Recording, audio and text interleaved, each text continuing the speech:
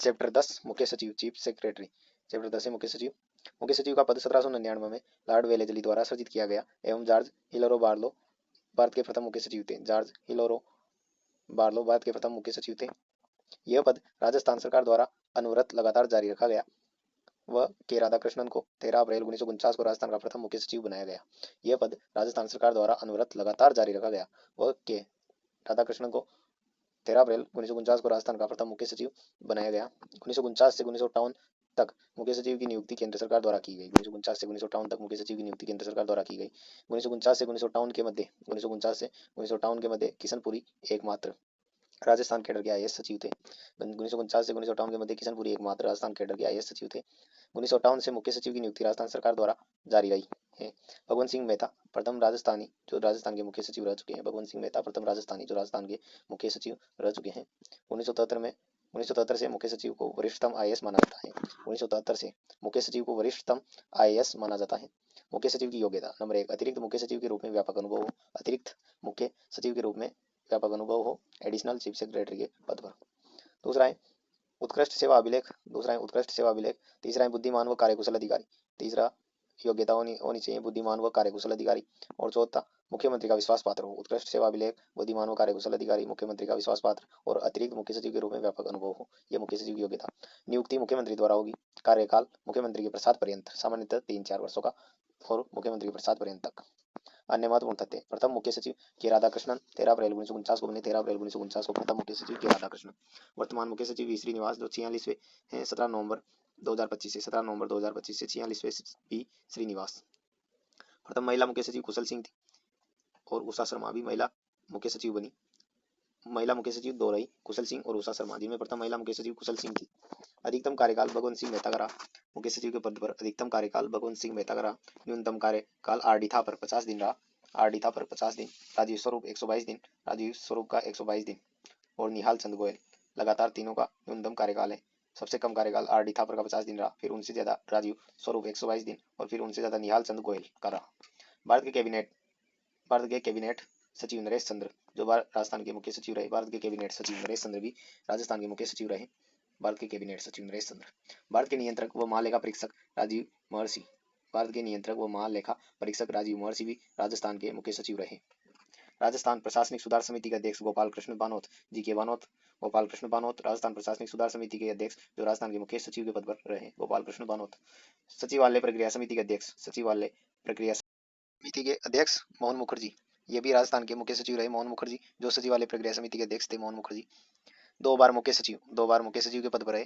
के राधाकृष्णन, भगवंत सिंह मेहता, मोहन मुखर्जी और C S राजन, मोहन मुखर्जी, भगवंत सिंह मेहता और के राधाकृष्णन, ये दो बार मुख्य सचिव के पद पर रहे। के राधाकृष्णन, भगवंत सिंह मेहता, मोहन मुखर्जी, सी एस राजन।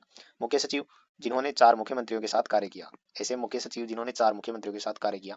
हरिदेव जोशी के साथ 2 बार कार्य किया। विपिन बिहारी लाल माथुर ने हरिदेव जोशी के साथ 2 बार कार्य किया।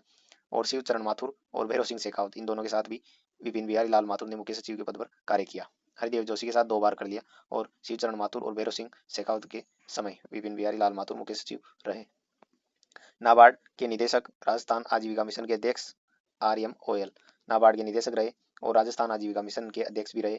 मीठालाल मेहता ऐसे राजस्थान के मुख्य सचिव थे जो नाबार्ड के निदेशक, राजस्थान आजीविका मिशन के अध्यक्ष भी रहे। मीठालाल मेहता।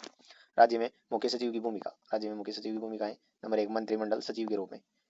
राज्य का मुख्य सचिव मंत्रिमंडल का सचिव भी होता है, उसके रूप में इसकी भूमिका। कैबिनेट मंत्रियों को मंत्रिमंडल की बैठक संबंधी सूचना प्रदान करना। कैबिनेट मंत्रियों को मंत्रिमंडल की बैठक संबंधी सूचना प्रदान करना। बी बैठक का एजेंडा तैयार करना। सी बैठक के दौरान मुख्यमंत्री व मंत्रियों को विभिन्न सूचनाएं प्रदान करना। डी बैठक के मिनट्स तैयार करना। ई है विभिन्न विभागों से मंत्रिमंडल के निर्णय लागू करवाना। मुख्य सचिव की भूमिका है विभिन्न विभागों से मंत्रिमंडल के निर्णय लागू करवाना। एफ मंत्रिमंडल के निर्णयों को संग्रहित करवाना भी मुख्य सचिव का कार्य है। जी मंत्रिमंडल की उपसमितियों को सहायता प्रदान करना भी इसका कार्य है। दूसरा लोक सेवकों के प्रमुख के रूप में। पहला तो था मंत्रिमंडल सचिव के रूप में और दूसरा लोक सेवकों के प्रमुख के रूप में। नंबर 1 मुख्य सचिव राज्य सचिवालय का प्रशासनिक प्रमुख होता है।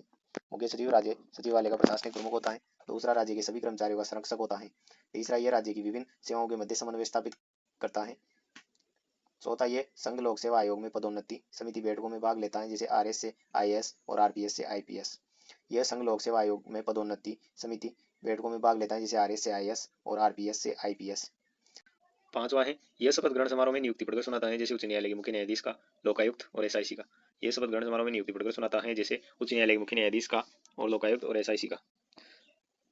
छठा है यह कर्मचारियों को लेकर विभिन्न नीतियों का निर्माण भी करवाता है, जैसे स्थानांतरण नीति और पदोन्नति नीति। यह कर्मचारियों को लेकर विभिन्न नीतियों का निर्माण भी करवाता है, जैसे स्थानांतरण नीति, पदोन्नति नीति। सातवां है यह राज्य में अखिल भारतीय सेवाओं पर भी नियंत्रण रखता है, आईएएस आईपीएस और आईएफएस पर। यह राज्य में अखिल भारतीय सेवाओं पर भी नियंत्रण रखता है, मुख्य सचिव, आईएएस आईपीएस और आईएफएस पर।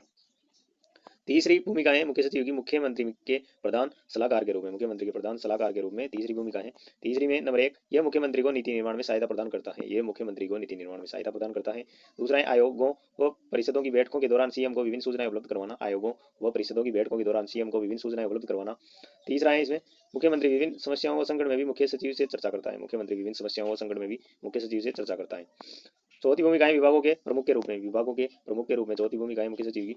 राज्य सरकार के निम्नलिखित विभाग मुख्य सचिव के प्रत्यक्ष नियंत्रण में कार्य करते हैं। राज्य सरकार के निम्नलिखित विभाग मुख्य सचिव के प्रत्यक्ष नियंत्रण में कार्य करते हैं।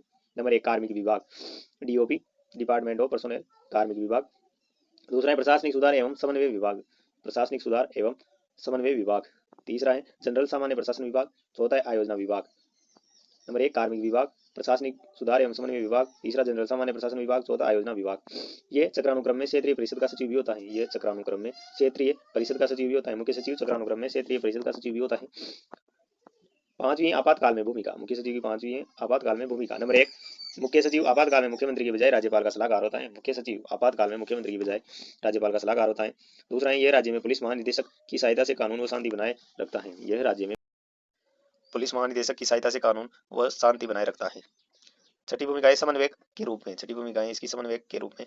नंबर 1 सचिवों के मध्य समन्वय बनाए रखना, सचिवों के मध्य समन्वय। दूसरा है सचिवों व निदेशकों के मध्य समन्वय, सचिवों व निदेशकों के मध्य समन्वय। तीसरा है संभागीय आयुक्त व जिला के मध्य समन्वय, संभागीय आयुक्त व जिला के मध्य समन्वय। चौथा है विभिन्न सेवाओं के मध्य समन्वय। पांचवा है केंद्र व राज्य सरकार के मध्य समन्वय, सचिवों के मध्य समन्वय, सचिवों व निदेशकों के मध्य समन्वय, संभागीय आयुक्त व जिला के मध्य समन्वय। चौथा है विभिन्न सेवाओं के मध्य समन्वय और पांचवा है केंद्र व राज्य सरकार के मध्य समन्वय। सातवीं आपदा निवारक अधिकारी के रूप में। सातवीं भूमिका है आपदा निवारक अधिकारी के रूप में। यह आपदा प्रबंधन पर बनी उच्च स्तरीय समिति का अध्यक्ष होता है। यह आपदा के दौरान निम्नलिखित सुनिश्चित करता है। नंबर 1 प्रभावितों का पुनर्वास, दूसरा खाद्य व नागरिक आपूर्ति, तीसरा चिकित्सा व स्वास्थ्य सुविधाएं, चौथा मुआवजा, चिकित्सा व स्वास्थ्य सुविधाएं, खाद्य व नागरिक आपूर्ति और प्रभावितों का पुनर्वास। आठवां राज्य सरकार के प्रतिनिधि के रूप में। मुख्य सचिव राज्य सरकार के प्रतिनिधि के रूप में निम्नलिखित भूमिकाएं निभाता है। मुख्य सचिव राज्य सरकार को केंद्र के विभिन्न मंचों पर प्रतिनिधित्व करता है, जो निम्न है। नंबर 1 नीति आयोग, दूसरा अंतर्राज्यीय परिषद, तीसरा है अंतर्राज्यीय जल आयोग, अंतर्राज्यीय जल आयोग। चौथा है क्षेत्रीय परिषद। पांचवा है भारत के कैबिनेट सचिव की बैठक, भारत के कैबिनेट सचिव की बैठक का प्रतिनिधित्व करता है, क्षेत्रीय परिषद का प्रतिनिधित्व करता है, नीति आयोग का प्रतिनिधित्व करता है और अंतर्राज्यीय परिषद का प्रतिनिधित्व करता है और अंतर्राज्यीय जल आयोग का प्रतिनिधित्व करता है। नंबर 9 है केंद्र राज्य सरकार के मध्य सैंडविच का कार्य, केंद्र और राज्य सरकार के मध्य सैंडविच का कार्य मुख्य सचिव करता है। यह केंद्र सरकार की विभिन्न योजनाओं को राज्य में लागू करवाता है। यह केंद्र सरकार की विभिन्न योजनाओं को राज्य में लागू करवाता है। तीसरा है केंद्र सरकार के विभिन्न निर्देशों को भी राज्य में लागू करवाता है। यह केंद्र सरकार के विभिन्न निर्देशों को भी राज्य में लागू करवाता है। मुख्य सचिव के समक्ष चुनौतियां, मुख्य सचिव के समक्ष निम्न चुनौतियां हैं। नंबर 1 अत्यधिक कार्यभार है, दूसरा कार्यकाल की अनिश्चितता है, तीसरा यह मुख्य सचिव कार्यालय का राजनीतिकरण भी इसका समक्ष चुनौतियां हैं। चौथा राज्य में बढ़ती कानून व्यवस्था संबंधी समस्या, राज्य में बढ़ती कानून व्यवस्था संबंधी समस्या। पांचवी मंत्री व लोक सेवकों के मध्य समन्वय का अभाव, मंत्री व लोक सेवकों के मध्य समन्वय का अभाव। नंबर 6 है मुख्यमंत्री द्वारा विशेषाधिकारियों की नियुक्ति, मुख्यमंत्री द्वारा विशेषाधिकारियों की नियुक्ति भी एक समस्या है। नंबर 7 समानांतर शक्ति का केंद्र, मुख्यमंत्री कार्यालय का अतिरिक्त मुख्य सचिव, समानांतर शक्ति का केंद्र मुख्यमंत्री कार्यालय का अतिरिक्त मुख्य सचिव। और नंबर 8 है विभिन्न आयोगों व परिषदों का गठन, मुख्य सचिव की घटती भूमिका, विभिन्न आयोगों व परिषदों का गठन और मुख्य सचिव की घटती भूमिका भी एक समस्या है। और नंबर 7 ही समानांतर शक्ति का केंद्र मुख्यमंत्री कार्यालय का अतिरिक्त मुख्य सचिव। सुझाव विधि सेकंड ARC मुख्य सचिव व भारत के कैबिनेट सचिव के मध्य तुलना, मुख्य सचिव व भारत के कैबिनेट सचिव के मध्य तुलना और समानताएं। दोनों वरिष्ठ IAS अधिकारी होते हैं, दोनों पदों की उत्पत्ति केंद्र से हुई है, दोनों वरिष्ठ IAS अधिकारी होते हैं, मुख्य सचिव और भारत कैबिनेट सचिव।